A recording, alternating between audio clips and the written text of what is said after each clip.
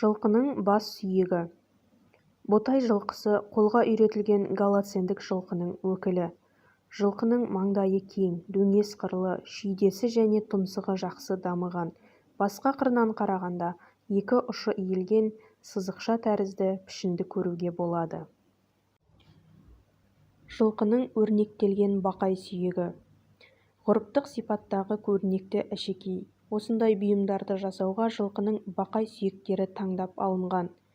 Өрнектер шақпақтас құралы арқылы сызу тәсілімен жасалған.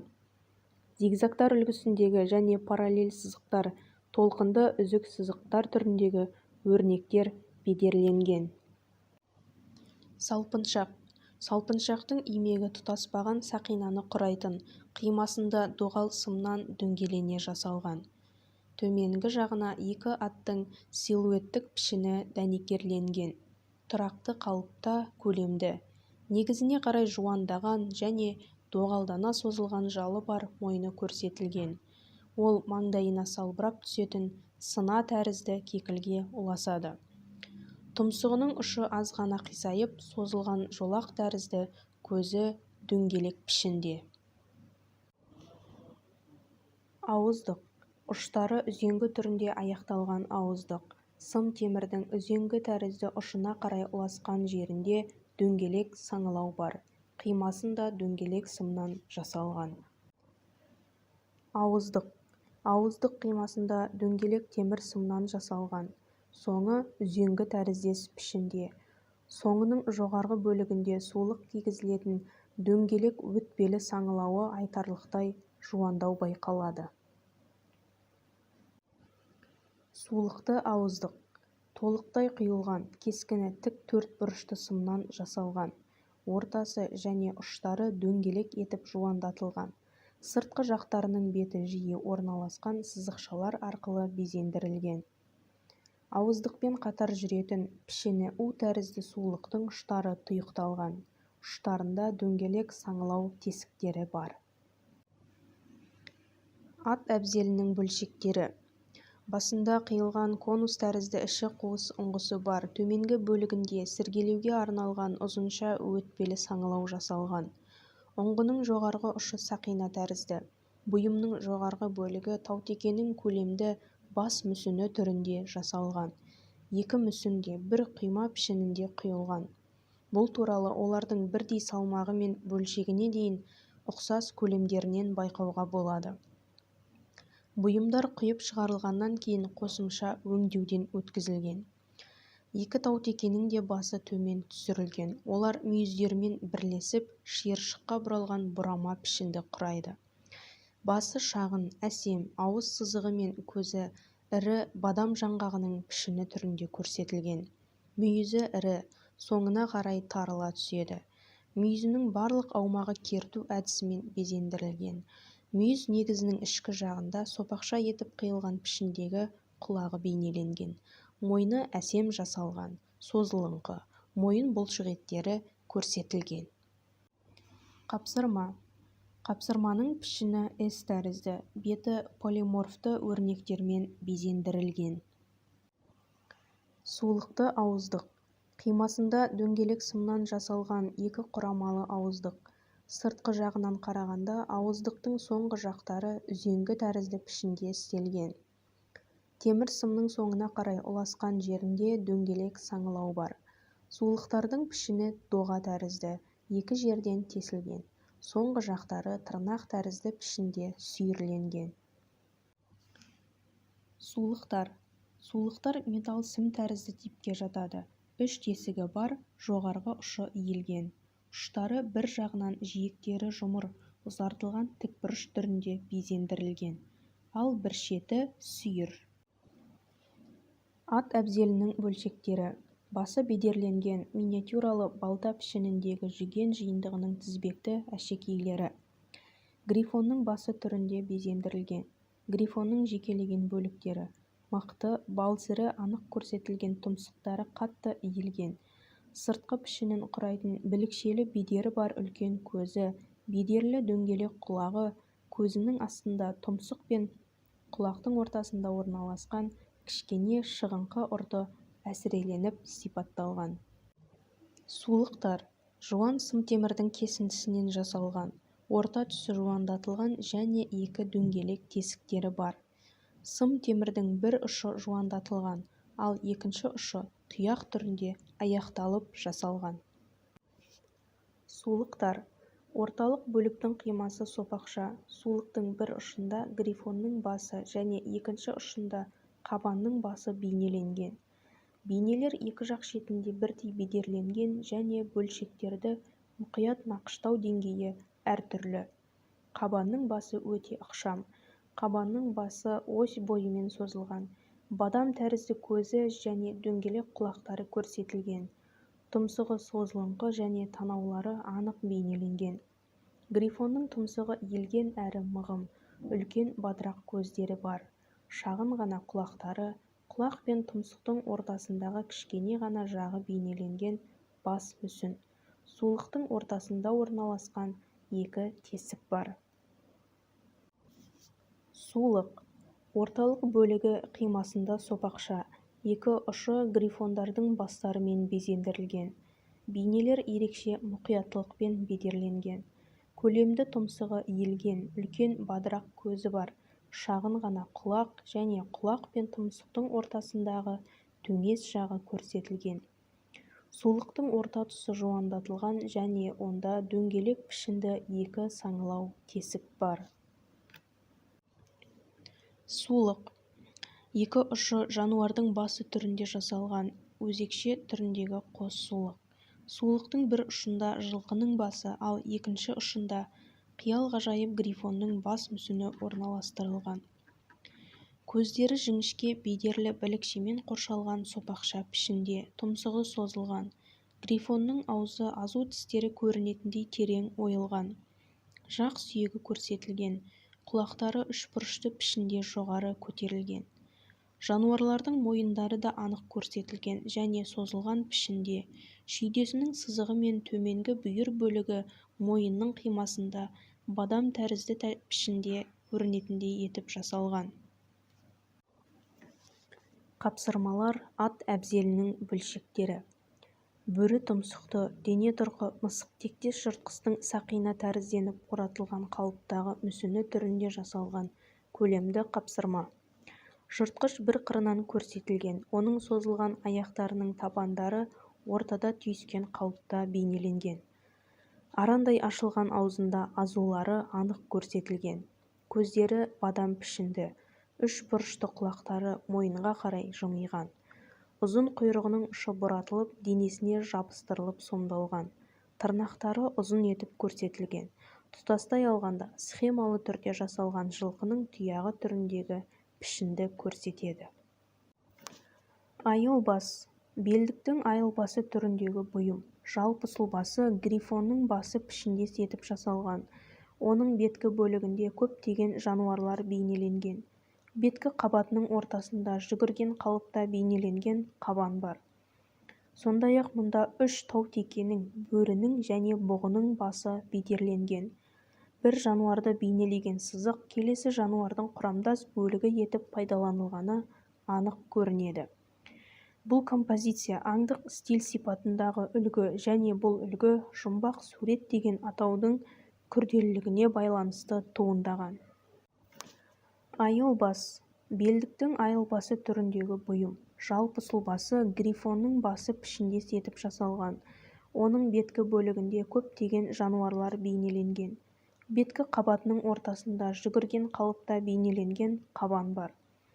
Сондай-ақ мұнда үш таутекенің, бөрінің және бұғының басы бедерленген. Бір жануарды бейнелеген сызық келесі жануардың құрамдас бөлігі етіп пайдаланылғаны анық көрінеді. Бұл композиция аңдық стиль сипатындағы үлгі және бұл үлгі жұмбақ сурет деген атаудың күрделілігіне байланысты туындаған. Қапсырмалар ат әбзелінің бөлшектері. Құйма қапсырмалар солға қарап тұрған бір түйенің мүсіні түрінде жасалған бұйым. Түйелер мәнерлі түрде бейнеленген. Жануарлардың түрлік ерекшеліктері өте шебер көрсетілген. Түйе мүсіндері бір қырынан көрсетілген және әрбір бөлігі анық бедерленген. Түйелердің басы өте мығым және құлағы артқа қарай жымиған, көлемдері әртүрлі. Үлкен бота көздері анық көрсетілген. Дөңесті жақ сүйегі анық дөңгеленген. Ауыз бөлігі және тұмсығы өте мығым етіп көрсетілген. Сонымен қатар бас бөлігінің жоғарғы жағында үшкірленген жалы көрсетілген. Дене тұрқы ықшам, екі өркеші бар. Құйрығы бөлінбей, жай ғана жіңішке сызықша түрінде жасалған. Аяқтары бір жерге түйістірілген. Жануар дөңгелек пішінді мүсіннің үстінде тұрған қалыпта жасалған. Тізбекті әшекей ат әбзелінің бөлшегі. Жыртқыш құстың мәнерлі бейнесі түрінде жасалған ат әбзелінің бөлшегі. Құстың тұмсығы схемалы түрде көрсетілген. Басқа қандай да бір бөлшектер көрсетілмеген. Оның жоғарғы бөлігінде құстың құйрығы түрінде жасалған жалпақ пластина бекітілген. Әшекейді басқа қырынан қарасаң, тағы бір құстың сұлбасы көрінеді. Төменгі бөлігі төртбұрыш пішінді, оның бүйірінде әшекейді тізбектеуге арналған дөңгелек саңылау бар. Айыл бас ат әбзелінің бөлшегі. Дөңгелек пішінді бір жақ шеті сүйірленген айыл бас. Жоғарғы бөлігінде трапеция түрінде жасалған сопақша ілгегі бар. Қапсырма ат әбзелінің бөлшегі. Екі өркешті екі түйенің бір-бірінің жалынан тістесіп айқасып тұрған композиция арқылы безендірілген қапсырма.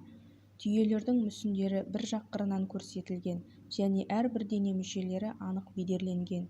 Түйелердің басы жақсы сомдалған, құлақтары артқа қарай тарбиған және көздері бадам пішінді етіп бедерленген. Үлпілдеген жалдары толқынды сызықшалар арқылы көрсетілген, ол кейін мойынға ұласып жатыр. Денесі шағын, екі өркеші бар, құйрығы тік, жоғары көтерілген. Алдыңғы өркештен басталған сызық бұйымды ілуге арналған ілмек түрінде жасалған. Түйелер экспрессивті үлгіде бейнеленген. Жануарлардың түрлік ерекшеліктері анық көрсетілген. Төменгі бөлігінде схемалы түрде жасалған жылқы тұяғы пішініндегі шұңғыңқы болып тұрған қосымша бөлігі бар. Қапсырма ат әбзелінің бөлшегі. Жыртқыш аңның мүсіні түрінде жасалған құйма. Қырынан тұрған жыртқыштың иконографиясы жеңілдетілген. Жеке тұрқы ықшам, құйрығы ұзын, әрі ұшы қайырылған, аяқтары әсем. Көлемді үлкен тұмсығына ерекше назар аударылып жасалған. Жыртқыштың түрін нақты анықтау қиын, жолбарыс болуы мүмкін. Ат әбзелінің бөлшектері. Сол жаққа қарап жүріп бара жатқан түйелердің көлемді мүсіні түрінде жасалған әшекейлер. Түйелер экспрессивті мәнерде кескінделген. Жануарлардың түрлік ерекшеліктері өте шебер көрсетілген. Түйелер мүсіні бір қырынан және әрбір дене мүшесі анық бедерленген. Түйелердің бастары мығым, құлақтары артқа жымиған, пішіндердің көлемі әркелкі, үлкен бота көздері анық бедерленген, дөңестелген жақ сүйектері анық белгіленген, тұмсығы және танауы анық бейнеленген. Сонымен қатар бастың төбесінде жалы үшкір етіп көрсетілген. Дене тұрқы ықшам және өркештері үлкен, құйрығы бөлек көрсетілмеген, аяқтары қысқа әрі мығым етіп көрсетілген. Тізілмелі әшекей ат әбзелінің бөлшегі. Жыртқыш құстың басы түрінде жасалған әшекей. Бас өте ықшам, үлкен бадырақ көздері және дөңгеленген шағын құлақтары кескінделген. Қалыптан тыс ұлғайтылып жасалған және төмен қарай иілген тұмсығы арқылы ерекшеленетін бейне. Төменгі бөлігі конус тәрізді және ірі төрт тесігі бар. Таутеке мүйізді қанатты аттардың мүсіндері. Бас киімнің негізгі элементтерінің бірі. Мүсіннің негізі алтын төсемшелермен оралған ағаш. Алтын жапсырмалар бір-бірімен жақсылап қиюластырылған және ағаш негізге ұқсас қола шегелермен бекітілген екі бойлық бөліктен құралған. Мүйіздері мен құлақтары бөлек дайындалған және бастың ойықтарына, ал құс қанаттары жауырын ойықтарына қондырылған. Тік қарғыған аттың жарты бөлігі түріндегі тіліктер. Солға және оңға қарай қарғи, құлақтарын шынтита тік көтерілген аттың айғырдың жарты мүсіні түріндегі қапсырмалар. Аласа бедер техникасында орындалған. Көздері, аузы, танауы нобайлап берілген.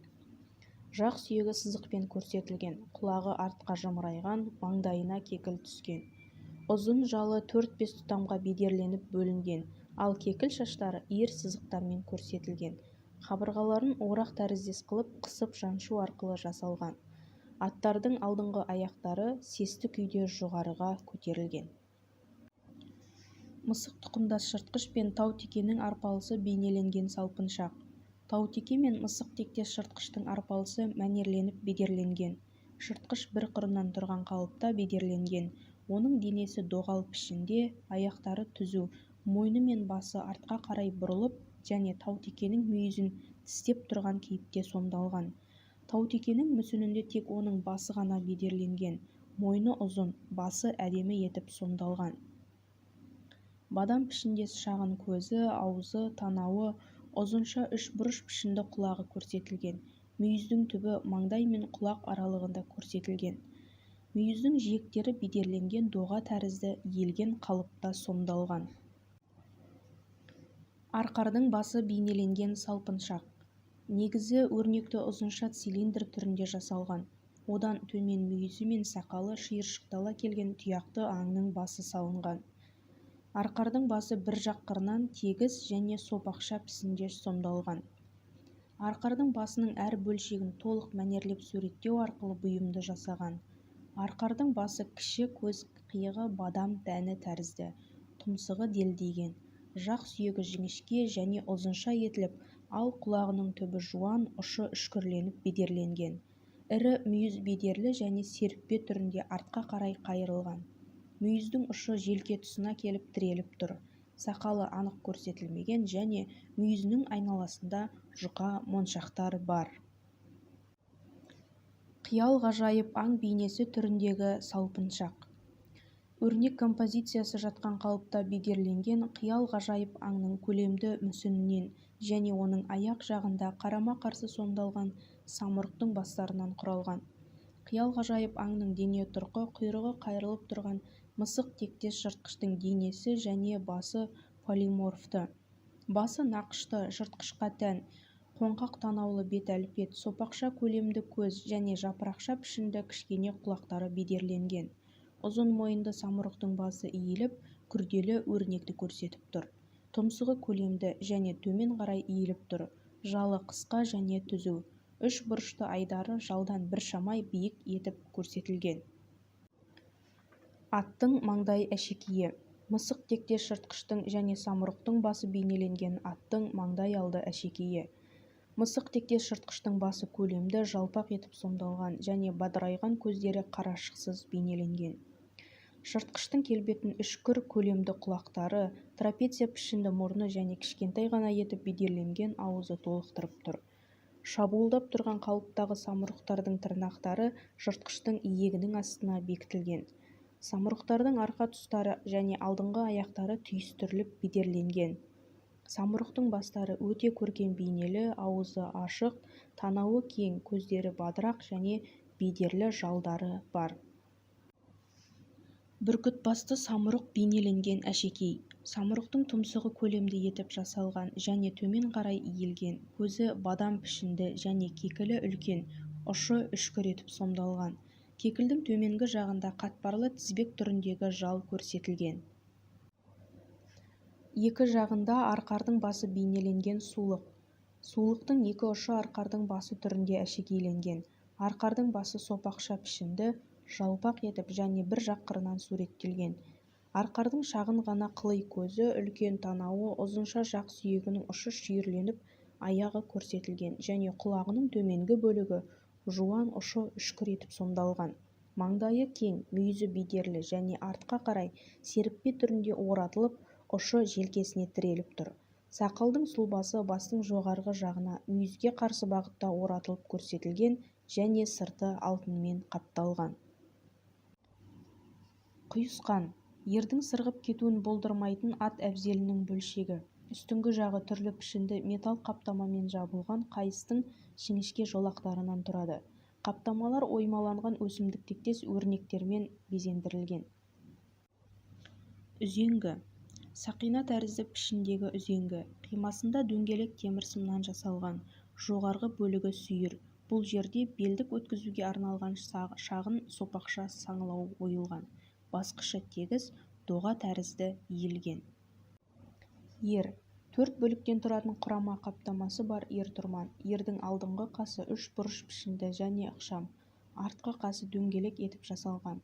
Ердің алдыңғы қасының беткі қабаты темірден ойылған өсімдік үлгісіндегі оюлармен көмкерілген және тастан жасалған көздер арқылы безендірілген. Жүген. Жүген келесі элементтерден тұрады: кекілдірік, жақтау, сағақ, кеңсірік, тізгін, шылбыр, ауыздық. Ол ені әртүрлі жіңішке қайыс жолақтан жасалған. Жіңішке белдіктер тік бұрышты металл жапсырмалармен безендірілген. Белдіктердің жалғасқан жерлерінде қызыл түсті шыны қондырмалары бар дөңгелек шығыңқы әшекейлер орналастырылған. Олардан 4 жаққа жартылай сопақша және 3 бұрышты пішіндес керту әдісімен безендірілген таналар жабыстырылған. Ауыздық темірден істелген. Өмілдірік. Өмілдірік жылқы кеудесінің алдыңғы бөлігін қамтитын белбеу және ер жылжып кетпес үшін аттың кеудесіне кигізілетін ер-тоқым әбзелдерінің бірі. Соңғы жақтары ердің қапталымен, ал ортасы екінші белбеу тартпамен жалғасқан. Өмілдірік жіңішке қайыс жолақтардан жасалған.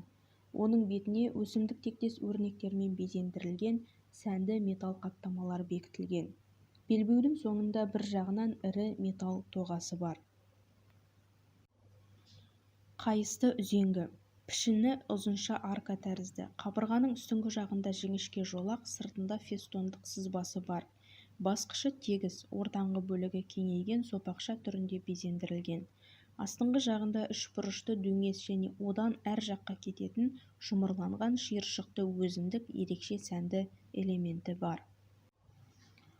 Терлік. Терлік ер-тоқымның астына салынатын арнайы төсем. Ол тартпаға белбеулердің көмегімен бекітіледі. Аттың арқасына ердің қаптауы батпау үшін және тер сіңіру үшін қызмет етеді. Бұрыштары созылған тік бұрышты пішінде. Терліктің бүйірлері әртүрлі көлемді және пішіні металдан жасалған ұзақ қаптамалар қатарымен безендірілген.